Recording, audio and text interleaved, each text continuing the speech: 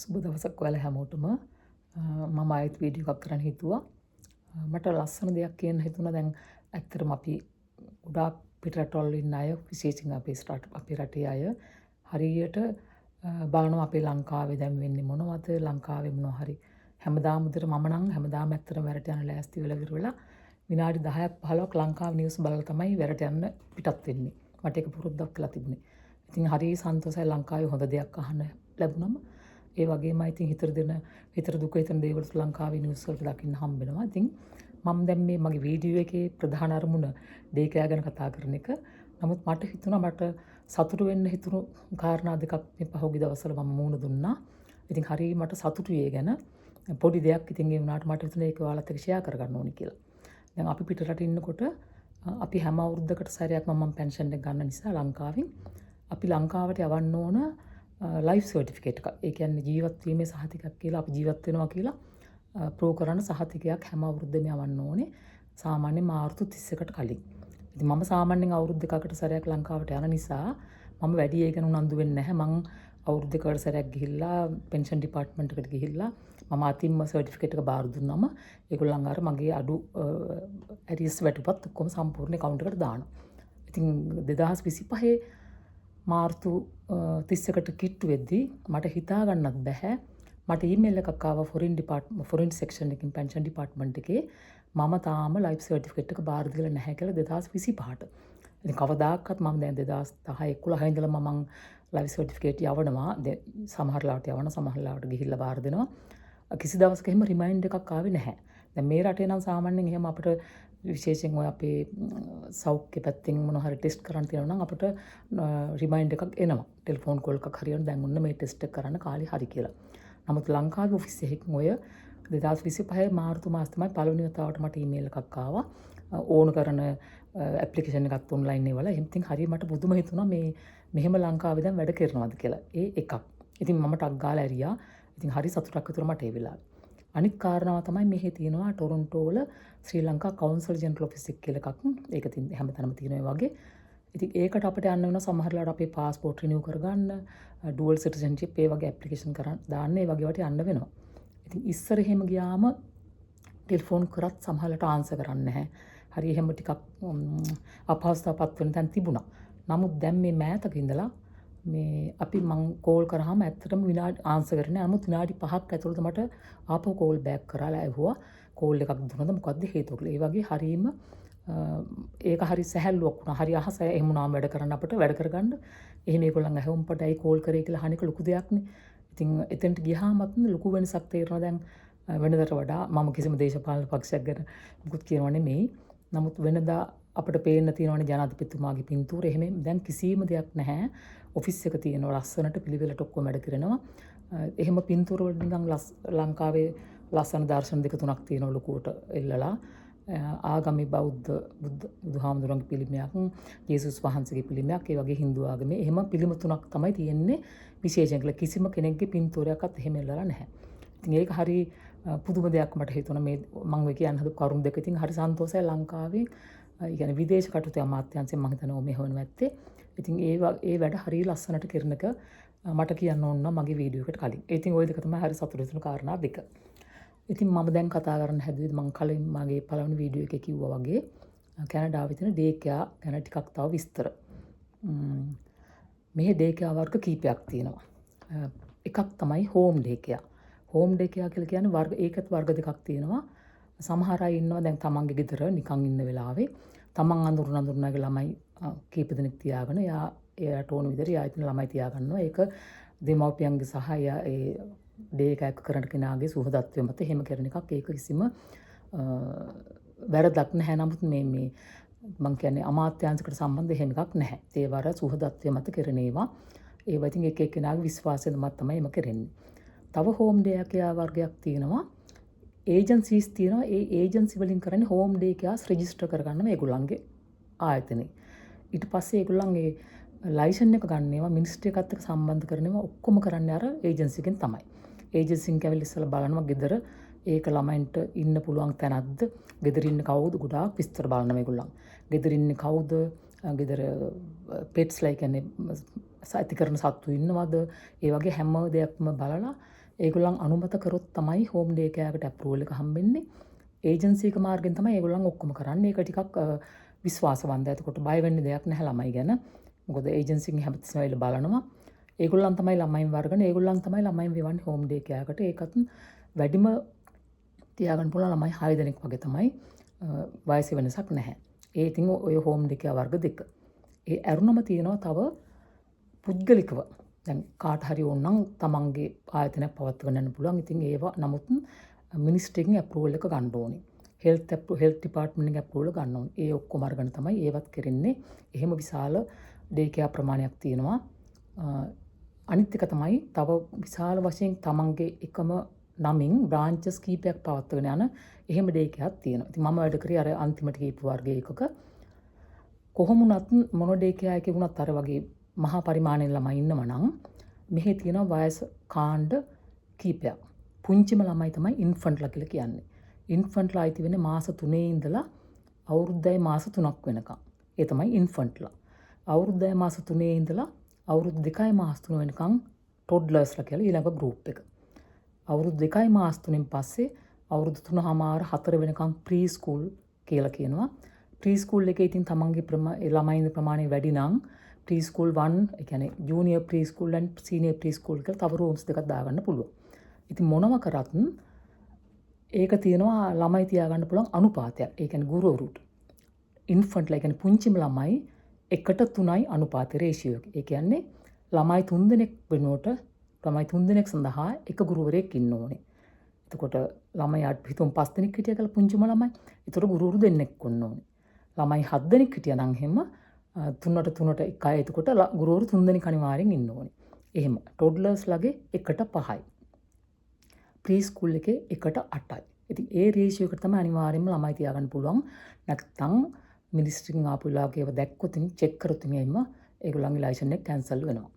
අනිත් එක තමයි Tamanට ඕන ප්‍රමාණයක් ළමයි තියාගන්න බෑ රූම් එකක. ඒ රූම් එකේ ප්‍රමාණය රූම් කැපැසිටි එක අනුව තමයි තීරණය කරන්නේ මේ රූම් එකේ තියෙන පුළුවන් මෙච්චරයි ළමයි ප්‍රමාණය කියලා.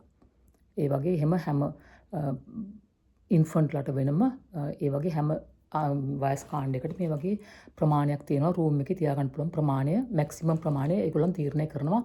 ඒවත් ඩේ කේර් එක පටන් ගන්න කලින් මිනිස්ට්‍රි එකෙන් ඇවිල්ලා ඒ ඔක්කොම කාණ්ඩ චෙක් කරලා තමයි අප්‍රූවල් එක දෙන්නේ. දැන් මම වැඩ කරපු තැන මගේ ටොඩ්ලර් රූම් එකේ ළමයි 10 දෙනෙක් හිටියේ. 10 දෙනයි තමයි දාන්න පුළුවන්. ඒකේ මැක්සිමම් ඒ කැපැසිටි එක ළමයි 10යි. ඒක අනිවාර්යෙන් රූම් ටීචර් තමයි ECE කියන්නේ. ඇසිස්ටන්ට් කෙනෙක් හරි කවුරු හරි ටීචර්ස්ලා දෙන්නෙක් ඉන්න ඕනේ.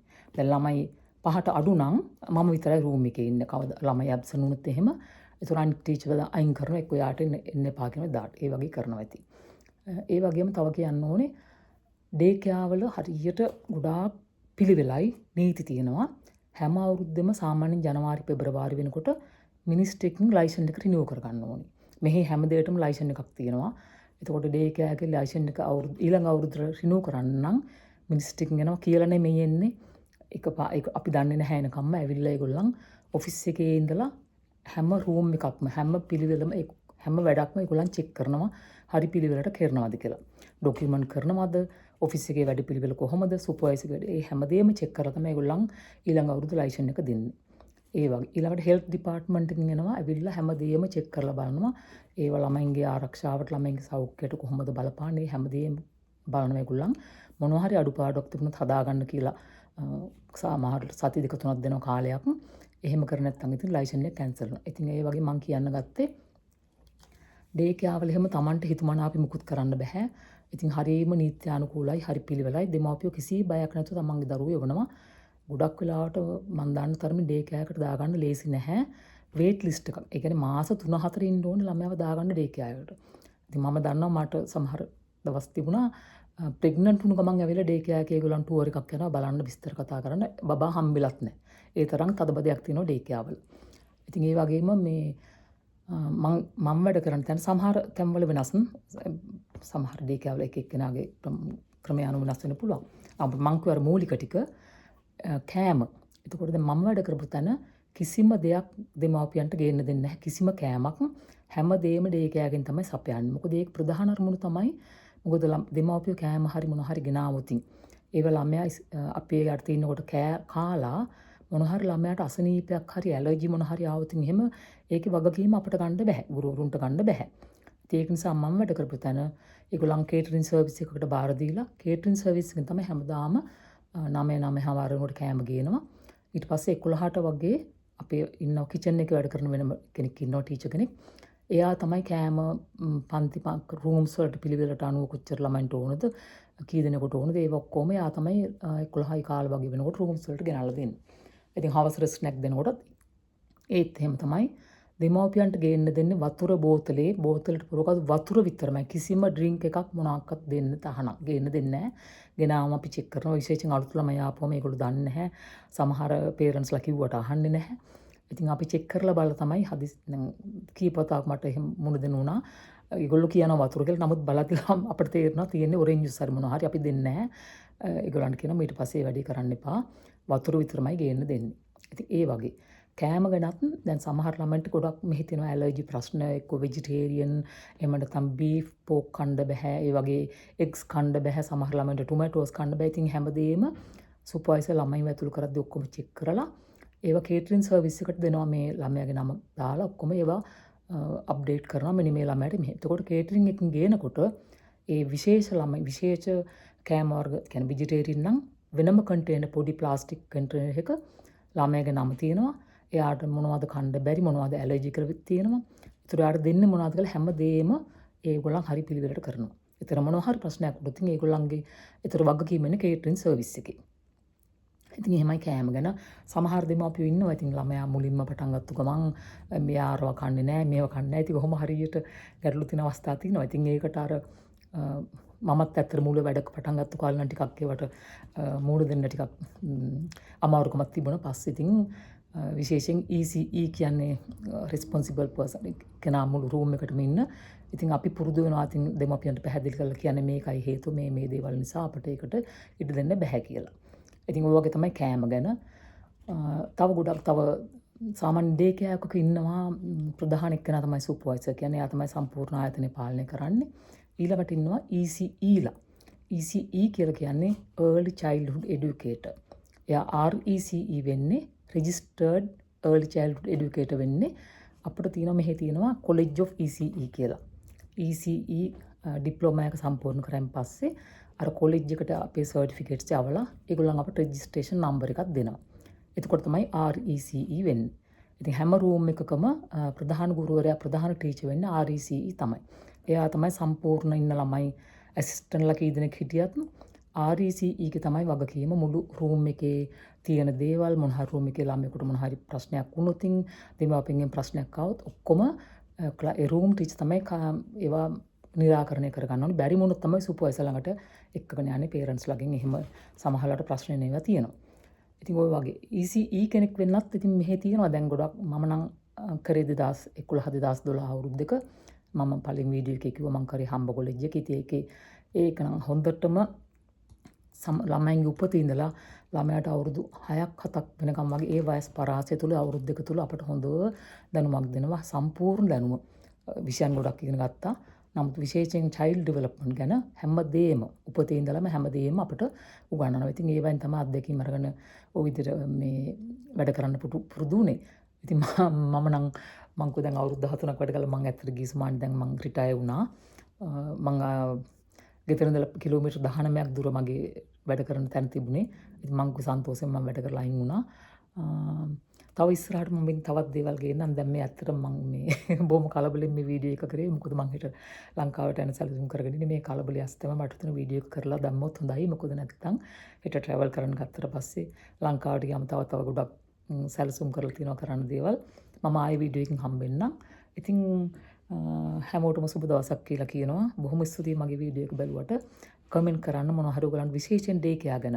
මම දන්නවා කැනඩාවේ ඩේ කෙයා එක ගැන සමහරුන්ට වැඩක් වෙන එකක් නැහැ. නමුත් අඩු ගානේ මං හිතන්නේ මට ඇත්තට මං ලංකාවේ දේවල් බලනවා කියලා මම දැක්ක පහුගිය සතියකට විතර කලින් හරි දුක හිතෙන දෙයක් වෙලා පුංචි බබෙක් පොණ්ඩ එකකට වැටලා නැතුව. ඉතින් ඒ අනම් හිතා ගන්නත් බෑ.